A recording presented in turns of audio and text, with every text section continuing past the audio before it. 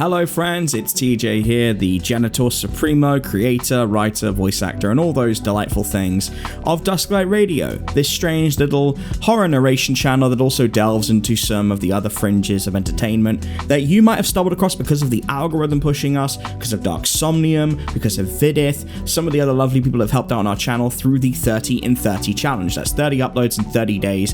It has proved wonderful for the channel's retention so far, and we are halfway through it. We're about to hit week 3, which has got a crazy schedule. Check out the community post for more info on that. You can also vote in Dusklight Through the Seasons, which is one of our compilations, where we're going to put in one video from every single year to look at how far we've came. And I'm just jumping in at the beginning to let you guys know a little bit about what we do here. Dynamic voice acting, that's one thing. We collaborate with both new writers, established writers, same with voice actors, and we try to give a real all-round sound design aspect. Some stories are very heavily sound designed and they sound like they're immersive, you're in the moment, three-dimensional binaural sound, and others we do a more stripped back affair, like today's story. One thing to know about today's story is this has come to us from a amateur writer, self-described amateur. It is only the second story he's ever done, but I really wanted to platform newer writers, new stories, and give them a chance at seeing how their work can sound when it's being put together. So please be kind in the comments. It may not be your sort of C.K. Walker or your Matt Demersky, but this writer could one day be that person. Hell, at one point,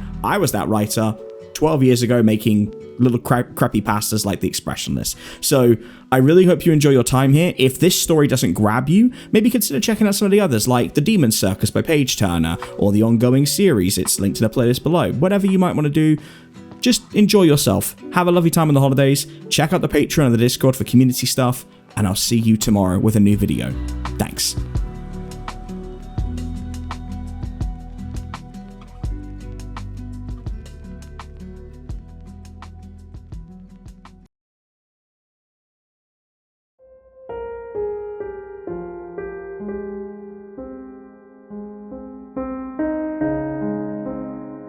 Growing up in the Blue Ridge Mountains, I was no stranger to roaming the woods.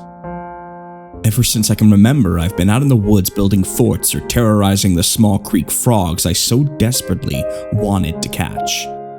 I lived right next to a thick collection of trees where I spent countless years of my childhood playing pretend with the neighborhood kids or hide and seek in the forest. My favorite part of it all was the animals. I would watch daily from my back porch, and deer, black bears, coyotes, and more roam the woods. Sometimes I would bring out animal feed and place it in an opening. I stole it from my dad's hunting gear. I could barely hold the giant yellow bag when I carried it out into the woods, so I would leave it there for the next time I came to look for the creature. I hide under leaves or a log after spreading the feed over the woods to get up close glimpses of the beautiful animals. I was inseparable from the nature that surrounded my home. Eventually, the giant missing bag of animal feed was taken, presumably by my dad, who had been interrogating me thoroughly on my childhood antics. The opposite could be said for my girlfriend, June. She was born and raised in the mountains much like me, but her passion couldn't be further from living in the woods. The classroom always called her, and nothing could stop her from learning as much as she could. She was top of the class throughout high school, and I was lucky enough to experience the last 2 years of it with her. Since the day I got my license in junior year, I was a cocky hotshot at pickup lines. I talked to countless girls, all of whom I should apologize to for asking them to write their numbers down on my arm in the middle of the hallway. Most of these attempts never went anywhere, of course. When I laid eyes on that beautiful, hazel-eyed, curly-haired June, I knew my attempt at talking was going to be like Sisyphus trying to push the boulder of another pickup line up the back of my throat. It took me days to attempt, and when I finally did, I stuttered out the entire thing, making her fall over laughing hysterically. I knew she was the love of my life at that moment. After she finally stopped laughing and wrote her number down on my forearm, ever since, we've been inseparable. I never knew what she saw in a hick like me, but I wish she were still around to ask her. Things were great. We'd go see every home sports game that involved our poorly designed ram mascot. She'd help explain the basics of trigonometry to me, and I would take her to my favorite places on Earth, national parks. Of course, between the big events of hiking and sports games, we'd sit on the couch almost every night and watch TV. Sitting there, lying there in her arms, was the greatest feeling in the world. I could have grown old and fat with her right there, and my life would have been content. A few months into our nightly routine, a second feeling arose that most of the time was choked out by June's skinny arms. That feeling was one of being watched. We would lie on my old, damaged couch right in front of a wide front window. Whenever the feeling came, I'd look out of it, trying to see if something was watching me back. But the reflection of the TV light always made the window cloudy. Sometimes the feeling got so bad that even June's presence couldn't kill it. I'd always get up and close the front blinds, and whenever June asked why, I always said, "For some privacy," before shooting her a smirk and launching a barrage of kisses towards her smooth face. Even during our makeout sessions, the feeling clung to the back of my brain like a parasite. Being in high school, my parents still wanted us to get a reasonable amount of sleep before the next day of class, so our curfew was at 9 p.m. every night, no special treatment for the weekends to my hormonal display. So every night we'd walk down the back steps to my house, around to the garage, warm up my dad's old pickup, and I would drive June back to her house. Thankfully, I never had those feelings of being watched whenever we walked outside. That was until I first laid my eyes on it, even if I didn't know it. It was about a year into our relationship and 3 months until holiday break when June and I would go on a skiing trip, something completely foreign to her yet so exciting to me. I wrapped my jacket around June's petite shoulders and walked her down to the garage. The feeling of being stalked had disappeared for a while, but when I was putting in the code for the garage door, it stabbed into the back of me like a knife. I looked at June, who was scrolling on her phone, seemingly oblivious to the presence watching us. Then I shot my head towards the tree line. The dim motion sensor above the door only illuminated maybe 20 feet in front of it, and the trees were about 250 feet out. The only light there was the light from the full moon ahead, which gave everything a sickly blue and gray cover through the cloudy night. Thick oaks and pines had created a wall of bark, stopping any light that would break through the line. The few glimpses I could get past the trees only resulted in a darkness that filled in the background like a painting. I quickly pressed the code in and got June into the truck. I pulled out a little too fast and got her home quickly. When I pulled back in, I didn't dare attempt to look back out of the woods. I closed the garage door and quickly ran up the back steps. The feeling came back to me the next night. This time, June felt it too. Again, as I was putting in the code to the door when I felt it. It was like a cold breath down the back of my spine. I turned to see June staring into the woods. "You alright?" I asked, trying not to show any sense of fear in my voice. "Yeah, I just thought I heard a noise," she replied, without breaking her gaze towards the trees. I never heard anything. I only felt the sensation I had the night previous. I stared at her for a moment, studying the tree line. No movement, not even any wind blowing the leaves off the trees. Like clockwork, I quickly put in the code, and we both got in the car. The ride was silent at first. Only the ambience of a fall night could be heard. I quickly thought up some school drama she might be interested in so that we could both get our minds off the presence plaguing us. It worked, and soon enough we were talking about how the math teacher, Mr. Teague, was selling pot to students in the bathrooms. The notion of being watched slowly drained away.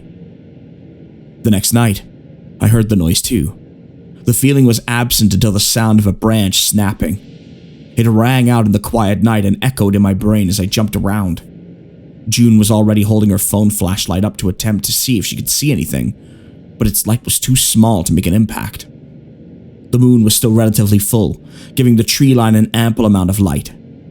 I squinted, and a new shape had appeared across the tapestry of the forest's edge. I started laughing the second I saw it. The laugh was one of relief and astonishment at my stupidity. June started to nervously chuckle, but was confused about what I had found so funny.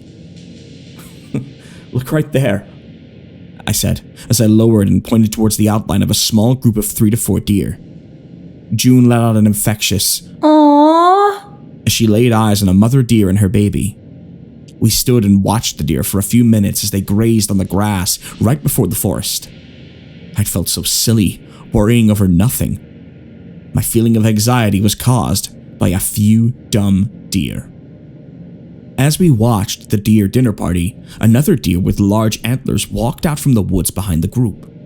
I saw him out of the corner of my eye while I was turning around to finish putting in the garage door code. At first, I didn't think there was anything wrong with the buck, but when I turned around to get a better look, he immediately brought back feelings of eyes being glued to me. Even in the dark, I could tell something about this deer was ever so slightly off. It was a little chunkier than the rest, or more muscular. It was hard to tell from the distance we were at. Its lower legs were just a bit thicker than normal, and its head seemed to move on a swivel. Its back half looked like it dropped a bit further than the rest of the deer that surrounded this new one. The back looked like it slinked back and forth, like the hide was swaying on the bones, absent of flesh. It walked like it took a few moments to think about each step it took, and when it did take the step, it walked with a limp. June threw her hands over her mouth and gasped. Oh, Greg, was that one hit by a car? She got out through her hands. June never spent as much time outside and around wild animals as I had, so she didn't get the same sense of uneasiness that I had gained from viewing the animals. I took a second to think about what she said. The other deer didn't react with fear or uneasiness to this new one, and it did walk with a limp, so June's conclusion seemed a good enough band-aid for the small gash of uncertainty. I think so. The pack started walking away, and the strange one took up the rear as they walked back into the forest. My answer to her question made her start to tear up, so I took her home and let her know that the deer would be okay and that we would see him again. How I wish I were wrong. On the ride to June's house, we named the buck Argus, which we thought was a fittingly masculine name for the muscular guy. We didn't see Argus for another month. However, every time I walked June down the back steps in the following month, the feeling of being stalked never went away. I had grown used to the foreboding stalking. We spent so much time at my house that the feeling almost became associated with home and June's warm embrace in my mind. Whenever I visited June's house, or anywhere for that matter, I felt out of place. The next time we saw Argus was right before a full moon. This time, the night sky was clear, and the bright moonlight highlighted the land so much that it gave the illusion the day had broken. We saw his misshapen outline while we were walking down the back steps. He didn't move for what seemed like an hour, even though it couldn't be more than a minute or two. Argus was alone that night, still with all of his weird features. Looking at his outline in the moonlight almost put me into a trance. I was staring straight at him, trying to figure out what was wrong with him. He was staring straight back at me, it seemed. I felt like we were in a staring contest, even though I couldn't detect a single feature of his. Eventually, Argus put his head down to eat whatever was below him, but his head didn't move in any sort of normal way. His head moved down like one of those drinking bird toys that puts its head down just a little too fast. There was a distinct bounce when it came to a stop, just like those toys. It was much the same when he raised his head. Even June thought this looked off and asked me. Maybe we should go check on him. She didn't particularly like animals, but she hated to see them in pain. My gut screamed at me not to get an inch closer.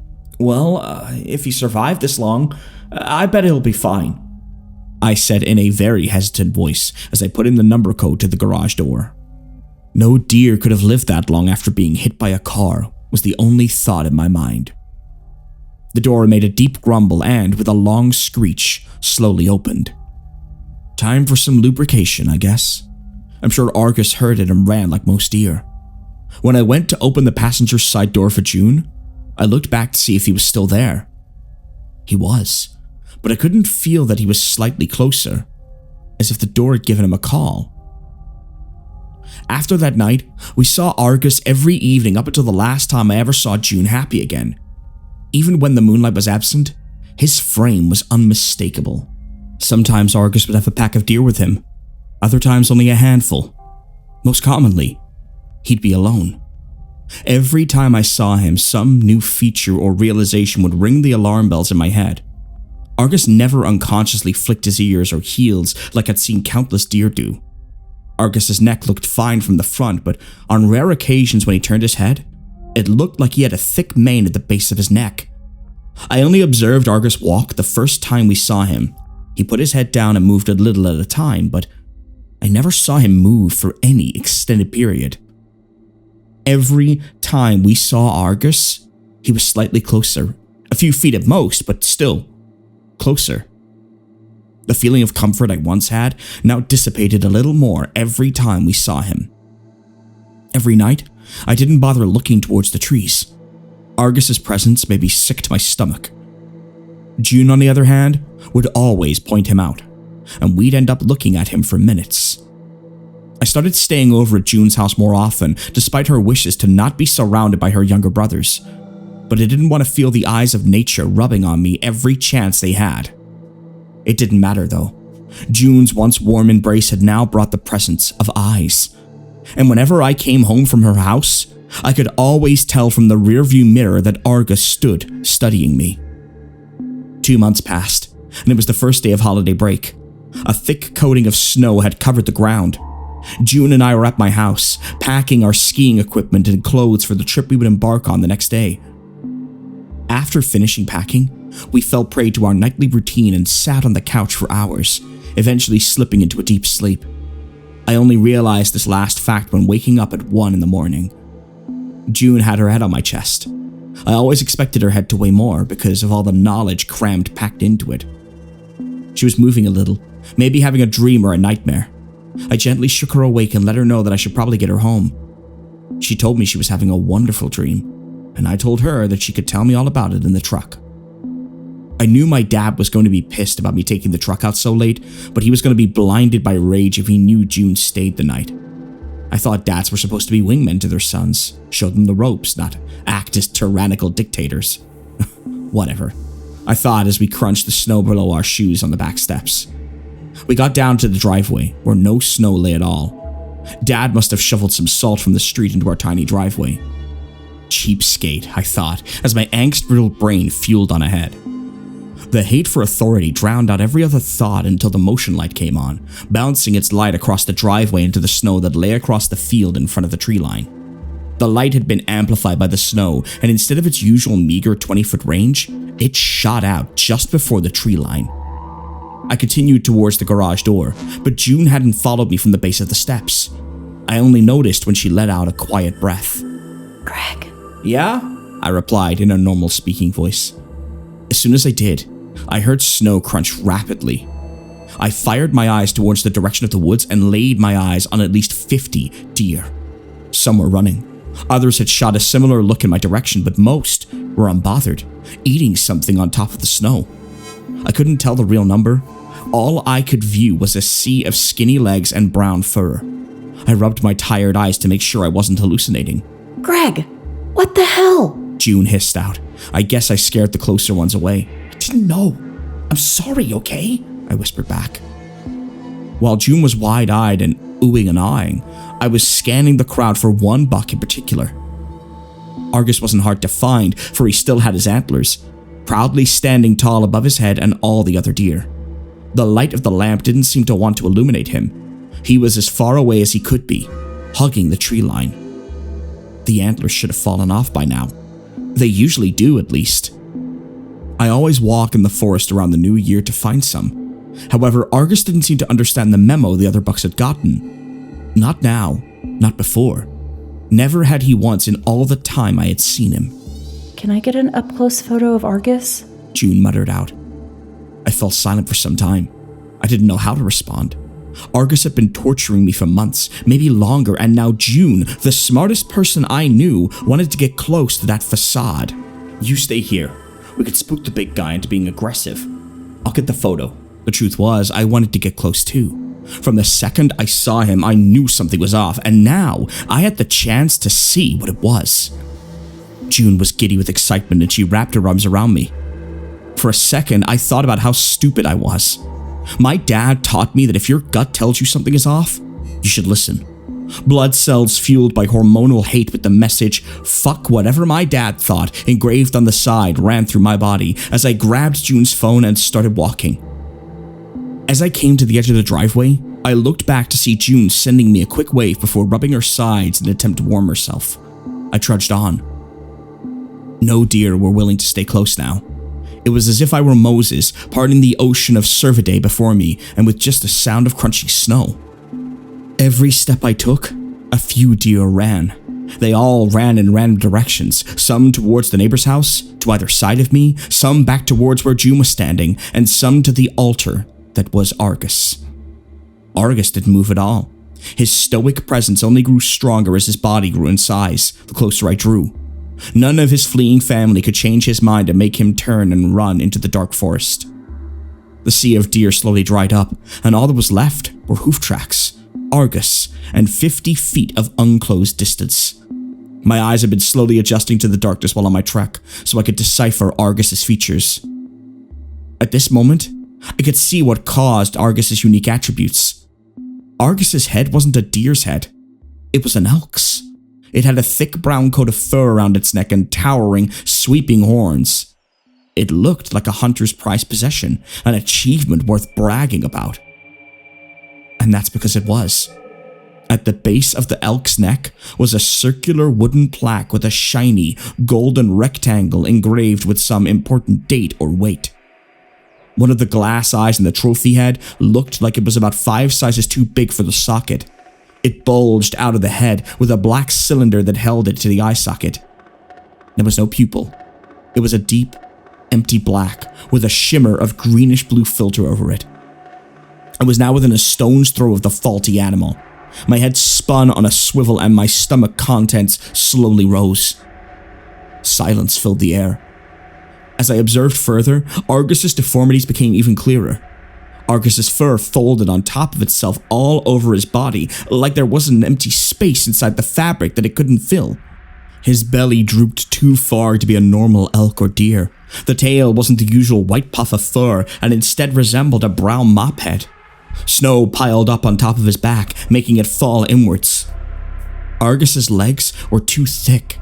They had the width of a black bear's legs. The snow built up right above the ankles. I only realized then that there were no marks in the snow around Argus. No hoof prints, no indents in the snow, nothing. I was so transfixed on finding each and every imperfect detail that I didn't even register that I was still walking towards Argus. I was close enough to touch him. He was made of cheap fabric. One would find it in a Spirit Halloween store. White dots had been painted on him to make him appear more like the real thing. One last detail stood out. It was his breathing. I could see that Argus's chest wasn't rising and falling. No visible air came from his long, mummified mouth. Something about the eye caught my attention again. From farther away, I thought it was snow falling, but a small white vapor dissipated from around the bulging black eye. The hot breath rose past the previously unseen distant markers on the zoom wheel that was his eye. My body took a step backwards. Bile rushed up the back of my throat. I took another step backwards. Argus's body didn't react. I tried to take another step backwards, but I tripped on something and barreled backwards into the snow. I don't remember much of my anxiety-driven frenzy. The second I tripped, the calm demeanor I put on flashed away in an instant. My arms flailed wildly as I tried to catch myself before I hit the ground. I don't know if I shouted. I rolled over and immediately started crawling into a stubble, then to a run. I ran as fast as the deer that bolted out of here from my own presence. I took another stumble, landing face first into the snow. It zapped the heat out of my warm, blood-fueled face. As I climbed the embankment I made with my own body, a new warmth grew upon my face. Fresh tears. I don't remember the rest of the run, just the cries I made as my eyes welled with tears. As June came back into blurry-eyed view, her face turned from excitement to horrified concern. She came running towards me with open arms, but I was running too fast to slow down. I rammed into her and we both tumbled to the ground. Greg, what the hell? She shouted as she lifted her upper body from the cold concrete. She was still here in the snow, and I was inputting the code into the garage door. Once the door was rising, I ran back to help her up. It was more of a drag and pull, trying to get her away from Argus's direction. Her own eyes now filled up with tears. Greg, please tell me what is happening. What happened? Is everything okay? She stammered. June, just come and get in the car! She was fighting my pull. I know she was scared and didn't understand what was happening, but I couldn't let her stand out here within the view of that facade. The one still standing all that distance behind June. "June, get the fuck in the car! Get in the fucking car!" I screamed at her. I immediately regretted it. She stood still, staring at me for a second. Her face scrunched up as she threw her hands over her face and ran towards the garage. I followed suit. We opened the doors, climbed in, and cried in unison. My shaking hands struggled to put in the keys, but once I did, I threw the car in reverse and peeled out, heading for June's house. I tried to go slow on the icy roads, but I just wanted to get away as fast as I could. It's a miracle I didn't crash given the conditions outside and inside the car.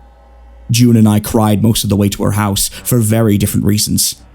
As I was pulling into her driveway, it seemed everything went quiet. What got into you tonight, Greg? She said, breaking the oppressive silence.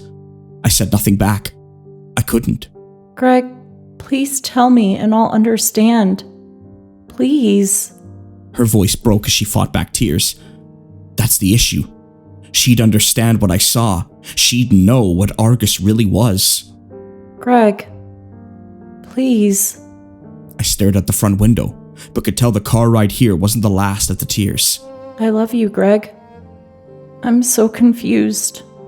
I'm scared. Please, just anything. Another plea. My hands started to shake. I wanted so badly to tell her, but wouldn't that scar her? Wouldn't she remember this for the rest of her life? She tried to say something else, but emotion finally exploded out of her body as she curled up in the seat and cried. My heart wanted to shout out everything I saw, but my teenage brain thought I was being righteous. After what felt like an eternity of listening to the love of my teenage life weeping, I got out of the truck, walked around to the passenger side door, and led June back inside her home. I didn't say goodbye or goodnight. I never said I loved her back. I didn't drive home after that. I parked in a Walmart parking lot and stayed awake all night. I tried to go to bed, but so much was rushing through my head. How mad would my dad be when I pulled in next morning? Would June ever trust me again? Love me again?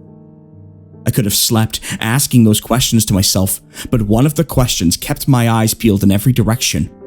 Was Argus following me? I pondered that question for a few hours before the light of day broke through the snow on the windshield. I figured it was time to go and face the wrath of my father. I had to build up the courage to even drive in the direction of my once perceptibly safe home. I was probably in the car for another hour, telling myself that Argus would be gone.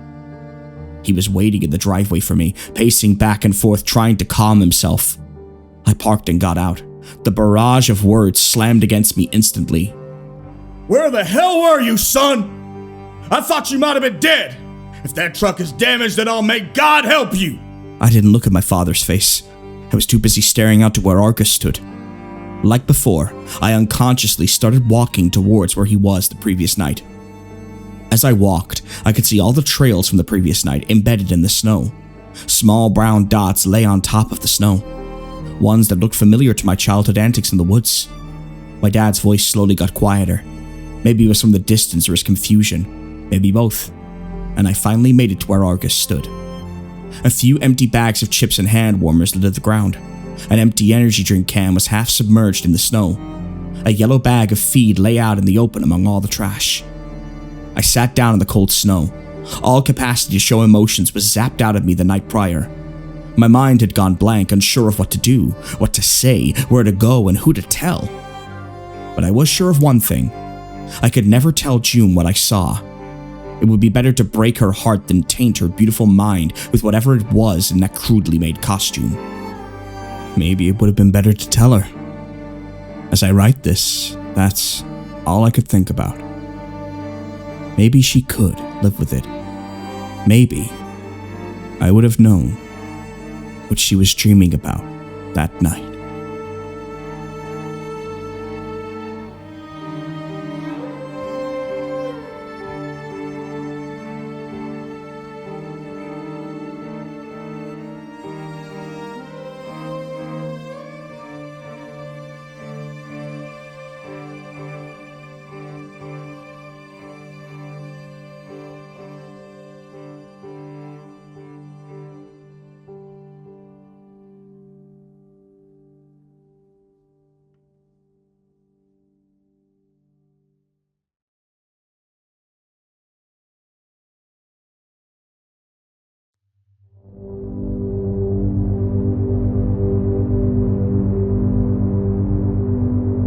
Most heartfelt greetings and salutations, ladies and gentlethems.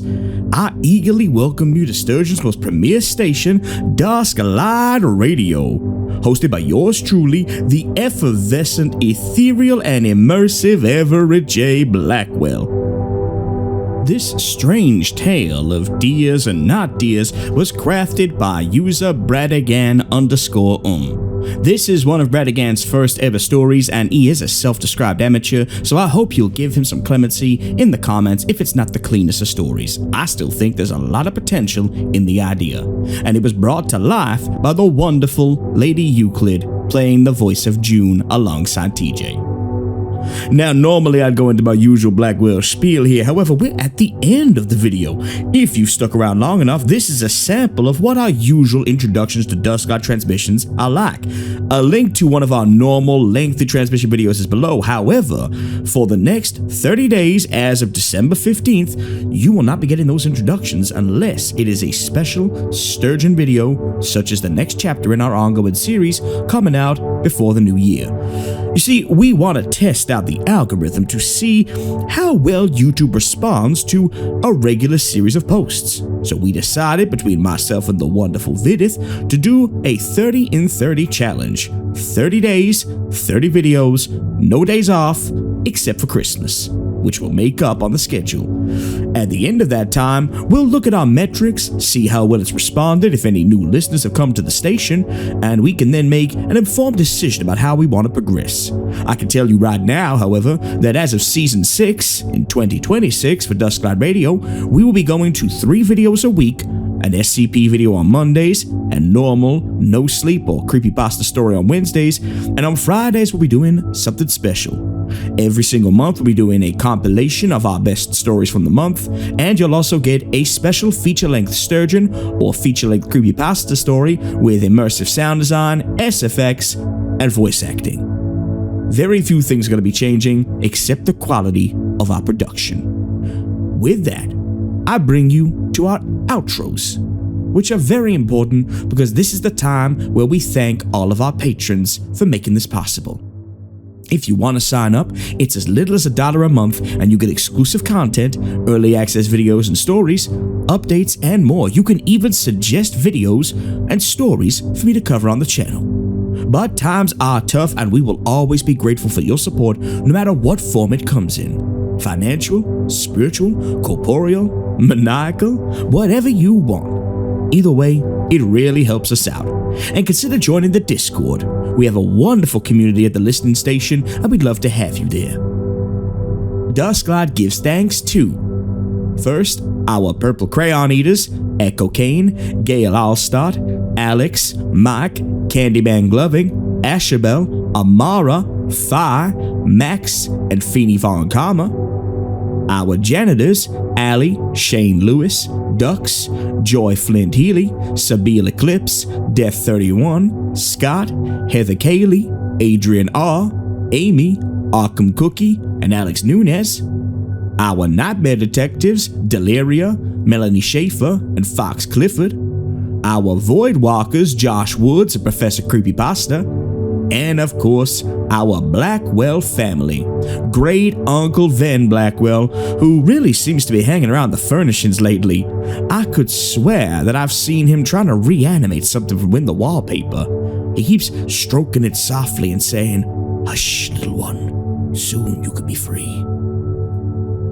Ethan Blackwell, the master of repo and infuriating the outer gods alongside his BFF, Jimmy. Jackal Blackwell, the scourge of gas station sushi outlets. Clue Blackwell, the twisting, shambling horror. Tabitha Blackwell, wearing a muscle tee with Kyo's face as a skull she smashed, declaring herself the Spine Queen. And of course, Papa Kyle Blackwell, preparing his greatest weapon, the Spine Lord, and his many, many legions of bone fragments. We love and fear you, Papa, and we thank you humbly for your patronage and look to see you bright and early for Dusklight orientation. Purple crayons and existential dread will be provided. And one last time, listeners, close your eyes and breathe with me. Remember, no matter how bad things are, how cruel people can be, and how heavy your shoulders may feel with the weight of the world bearing down on them, Dusklab will always be here to lift the load and provide you with some respite. Drink some hot cocoa with chocolate sprinkles and fat marshmallows. Have some s'mores. Watch a video about liminal spaces and sleep on the cool side of the pillow with the window open and the stars twinkling down on you. Start and end each day with kindness in your heart. You matter, you are loved, and every day is another chance. I'll see you again when the sun sets and dusk enters the station.